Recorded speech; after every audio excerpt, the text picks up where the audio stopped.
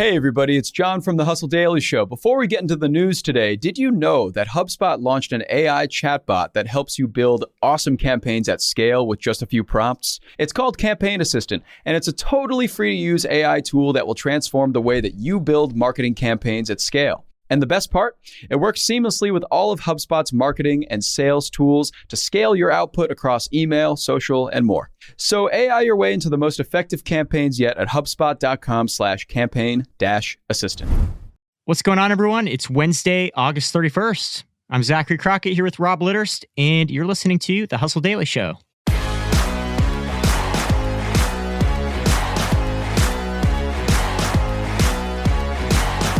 Today, we're talking coffee. Maybe you're drinking some right now to start your day. Well, a lot of folks have their favorite chain, Starbucks, Dunkin, Peet's, whatever it is. It's a fiercely competitive market, but a new upstart wants a piece of that action. And Rob's going to fill us in on this little New York-based chain that is trying to break into the business. But before we get into that, let's take a quick look at what's going on in the business and tech world. Internal documents revealed that Twitter was working on an OnlyFans-like offering, which would have allowed adult content creators to charge for subscriptions, with Twitter taking a cut. Before launching, Twitter assembled a red team of 84 employees to pressure test the decision. The group ultimately decided against the effort due to Twitter's inability to monitor child sexual exploitation material on the platform.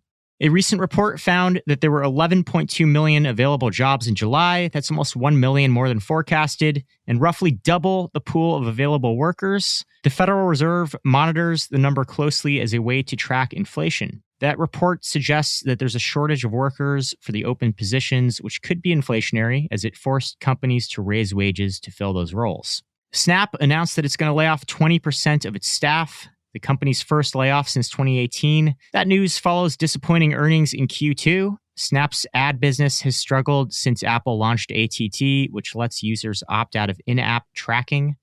The company has also struggled to sell its hardware offerings like the Snap Spectacles or the Pixie, that selfie drone that the company recently stopped producing. In France, officials have used AI to find more than 20,000 undeclared swimming pools, which can raise property values and, by default, property taxes. And lastly, the National Labor Relations Board ruled it's unlawful for Tesla to prevent workers from wearing union buttons and t-shirts. Nice try, Mr. Musk. All right, Rob, my first question when I hear this new coffee chain is trying to break into the business is, how the hell is that possible? It seems like one of the hardest businesses to break into. You have huge players that dominate the space, and it just seems like an insurmountable task. You're totally right. I mean, if you look at the numbers, the coffee retail market in the US is completely dominated by Starbucks and Dunkin' Donuts. I live outside Boston, so I am definitely in what I would call Dunkin' territory. You're a Dunkin' guy. New England runs on Dunkin', Zach. I don't know if you've seen the commercials, but that's what they say. And we have a lot of Starbucks in New England as well. Apparently, people in the Northeast really need a lot of caffeine. But like I said, so 2/3 of the retail market for coffee is dominated by those two players. And then if you're in any city looking for coffee, then if you're not going to one of them, then you're probably looking for like a local coffee shop that has like cool independent vibes, right? So that's kind of like what you're dealing with in the coffee market. I mean, you mentioned Peet's up top. There's some other competitors for sure. But at the end of the day, that's kind of what you're dealing with in any given city in the United States. Yeah. So at large, we're looking at Starbucks and Dunkin' dominating 2/3 of the entire market. And then these little hipster coffee shops, these alternatives that are sprinkled throughout the country. Exactly. So you're looking at either shops that are like super ubiquitous, or you're looking at these kind of niche shops that give off this cool indie vibe. Right. And this new company, Blank Street Coffee, is based out of Williamsburg, which is a Brooklyn neighborhood. It's pretty much like the mecca of all things hipster right now. Yeah, hipster capital of the nation. Exactly. I mean, I feel like in the last 5 years alone, Williamsburg has kind of had like a peak and then is like fallen and then is like bounced back. It's one of those things where I feel like it's kind of always in the news from like a culture standpoint. But this company, Blank Street Coffee, launched in 2020 as one small electric coffee cart. And over the last 2 years has expanded to 40 locations across New York City, Boston, and London. And the reason I found this really interesting today, so apparently like a lot of New Yorkers are starting to wonder like where the hell this place came from, because they're starting to see them everywhere in New York City. And as you can imagine, like New York City real estate isn't cheap. So it's kind of wild that this small, seemingly indie and seemingly super niche coffee shop is able to expand so rapidly. But for all of the kind of looks and vibes of this kind of indie coffee shop appeal that Blank Street is going for, there's a lot more underneath the surface. Yeah, before we get into what's going on here, what is the founding story of this company? Who's behind this effort? Yeah, so it was founded by two friends who met in high school in Dubai, I believe, and went to college together and have really been kind of like thinking about this prototype for a really long time. And they have this kind of genius plan, honestly. So the overarching strategy behind Blank Street Coffee is to make cheaper coffee than Starbucks that tastes better than Dunkin' Donuts and to be more ubiquitous than those local and regional indie coffee shops that we talked about before. So they're trying to fall into this weird middle category. Like Starbucks is, you know, at the high end of the price point. It's like $5.50 for a 16-ounce iced latte. And then, you know, Dunkin's the cheaper option. They're $3.75. Blank Street's fallen right in the middle at $4.25, but they're saying, look, we're a higher quality, cheaper end coffee than Dunkin'. Exactly. And they've got like a very different aesthetic. It's, as you can imagine, kind of being based out of Williamsburg, a lot more hipster centric. Like I think the last word that you would use to describe Dunkin' is hipster. So they definitely are kind of like co-opting that vibe a little bit and trying to really blow it up, I think, and kind of fit into this wedge between Dunkin', Starbucks, and those local indie shops that only have a few locations and are like super near and dear to the locals' hearts. Yeah, I'm terrified of Dunkin'. I feel like if you walk in there with a pair of skinny jeans, you're going to get your ass kicked or something. You're probably right. I've definitely been afraid at Dunkin' a few times in my life. But I will say this. I was driving back from New Hampshire a couple weekends ago, and I needed a little pop of caffeine.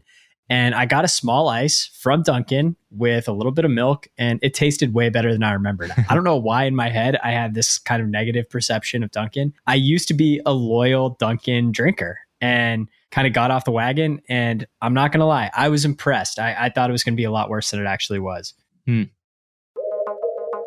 Well, I got to say, Blank Street's vision to kind of maintain the small cutesy charm of the upstart while scaling to this massive scale. I mean, that's like every company's goal, right? Like everyone in the beginning is always like, we're going to get huge, but we're going to maintain all our charm. And that just seems like an impossible thing to do in business. So is there any controversy or skepticism coming from the other side of the aisle there on that? There totally is. Skepticism would be an understatement. So the crazy thing about Blank Street is they're basically a tech company. They're kind of trying to fill this niche and this wedge, and they have like a few really interesting strategic bets that they're making. And one of them is on automation. So they really heavily use their mobile app and really kind of push their users and customers to use their mobile app to order. They have like a rewards program. I think Starbucks has like an amazing rewards program. Dunkin' does too.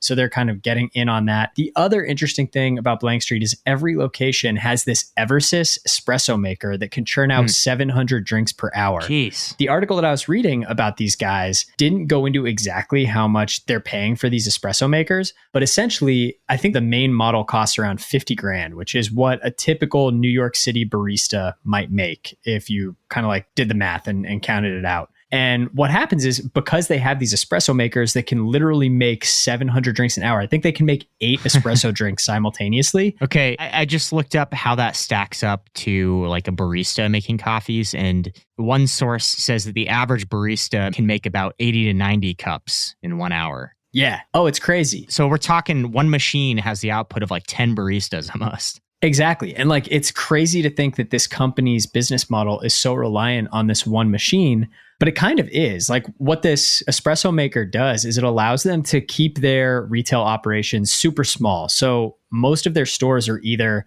you know, like the electric coffee cart that they started with, or they're taking up barely any retail space. I think most of their stores are under 350 square feet, which is tiny and allows them to scale really easily. They also typically don't have more than 2 people working at once, which allows them to save on labor costs. So like their whole thing is about automation and convenience. They really want their customers to be able to come in and get their coffee really quickly, which is kind of the exact opposite of like the whole Starbucks approach, where I feel like Starbucks, the whole thing is to try to get people into their stores and like sit there and hang out for a while, right? 100%. Yeah. Starbucks is about the community. You go there to spend 5 hours working on your dissertation or whatever. And maybe you buy like one $5 coffee and you stay there for like, 5-6 hours. Exactly. Starbucks came under heat when they closed their bathrooms to the public, Yeah, exactly. There's that whole like third place thing that people talk about besides like work and home, and a place where you want to like sit and hang out and like experience community. And that's kind of the thing that Starbucks has tried to embody. And that's what's interesting about Blank Street is they are really going the complete opposite direction. You asked about skeptics earlier, and there are absolutely some skeptics. So as you can imagine, if any company grows that quickly, especially a Williamsburg-based coffee shop in New York City, then they're going to raise some eyebrows. And so it's worth noting, Blank Street Coffee has raised $67 million from a range of investors that includes Tiger Global, General Catalyst. So they're VC backed. They have kind of been accused by a lot of New Yorkers of just opening in Williamsburg to check off the Williamsburg box. So basically kind of co-opting that hipster aesthetic and hipster vibe and then kind of taking it global. Apparently their first coffee cart opened like directly across the street from like a neighborhood favorite coffee shop, and locals absolutely hated that. They really kind of came under fire for that.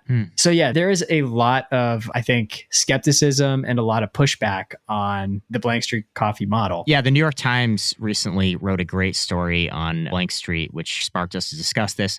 And there's a great quote in that article from an exchange on TikTok. One TikTok commenter was like, Blank Street is a tech company. They just Xerox copy shops on every block in New York City. And then someone responded and said, do you really care how your iced coffee's made? As long as it's good, I don't care. So it's like that really shows kind of the bifurcation in the coffee world, where on one extreme, you have customers who really like the experience. They go there to get like a handmade artisanal coffee, and other people just want their damn coffee. They just want to go in and drink a coffee, and they don't give a crap where it comes from, right? 100%. I honestly think that they would get a lot less criticism if they didn't start in Williamsburg, because I think that just rubs a lot of people the wrong way. I think Williamsburg, being kind of this hipster mecca, is also like a really popular destination for the kind of craft coffee movement. And so I think a lot of people look at them kind of starting there and their whole vibe and aesthetic and just feel like they're kind of ripping off that entire indie vibe. Exactly. They're just ripping off that entire vibe and really trying to go big with it. I think if they were from anywhere else, it probably, wouldn't even come into play. People would just be like, oh yeah, this is another fast growing coffee shop or whatever it is. But it cuts both ways, the Williamsburg thing. So, Rob, I read that Blank Street, one of the founders said, his goal is to get people to drink 2 cups of coffee from Blank Street every single day. Ambitious. Am I like the odd man out here? Do people really drink that much coffee? I'm so glad that you brought this up. So I used to drink 1 coffee like before work, and then I would go after lunch and get another coffee like every single day. Okay. And I think it was typically at Starbucks where I would get the 2 coffees a day. I would get a venti iced coffee in the morning, and then I would get maybe tall iced coffee in the afternoon after lunch. And like recently in the last few years, I decided to really cut back the coffee consumption because it was getting a little bit ridiculous. Like I felt like I literally needed coffee. So for me, this seems really ambitious, but I also like have told a few people about my goal to cut out that afternoon coffee, and people have told me I'm crazy. So I think there are a lot of people out there that do drink 2 coffees a day. It's interesting because like every business kind of like wants to have like a habit forming product, right? But they're not usually that upfront about it. Like this is just a very ambitious goal and very honest goal. Like we want to be your coffee routine. Yeah. Do you drink 2 coffees a day? I am. I'm one of those freaks who doesn't drink coffee at all. Amazing. I have never had a full cup of coffee in my life. I've tasted coffee a few times, but I'm a green tea guy. I'll occasionally, if I really need some help, I'll drink green tea. And my fiance actually makes fun of me because like I drink a cup of green tea and I'm like, I'm buzzing. Love that. She's a coffee person and she's just like laughing at me like, dude, you don't even know what a buzz is. Like, come on. Dude, stay that way forever. If I need a boost in the afternoon now, I do green tea. I love green tea. And if you have a little lemon juice, like throw that in there, throw it on ice. Amazing. The last question I have about Blank Street here is, what kind of scale are they at right now? Like, why are we sitting here talking about them? Are they still this tiny 3 storefront chain in New York? Like, what kind of scale are they at, and at what pace are they growing right now? So a few factors allowed them to expand really, really quickly. First of all, we mentioned their venture funding. So they have way bigger pockets than any other indie coffee shop in the area as far as expansion goes. We mentioned how small most of their locations are. So they don't need a lot of space to open up shop.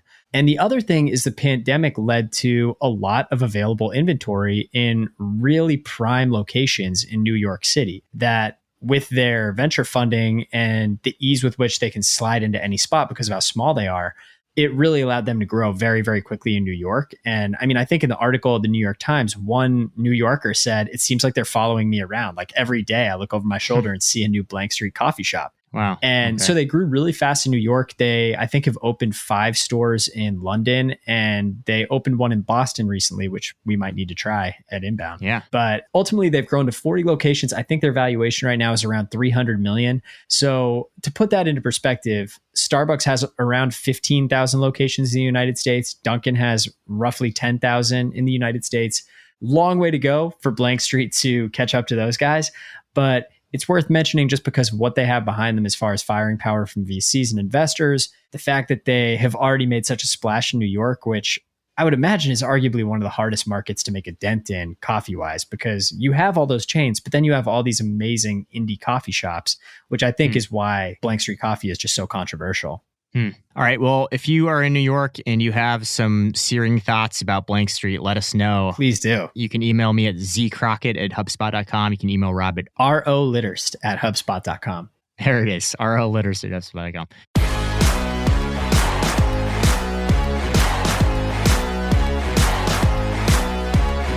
All right, folks, that's going to do it for us today. Thanks for tuning in. This was the Hustle Daily Show. We're a proud part of the HubSpot Podcast Network. Our editor is Robert Hartwig, and our executive producer is Darren Clark. And you can always head over to thehustle.co if you want more of this business coverage. We've got a great free newsletter you can sign up for. Check it out. And we'll catch you all tomorrow.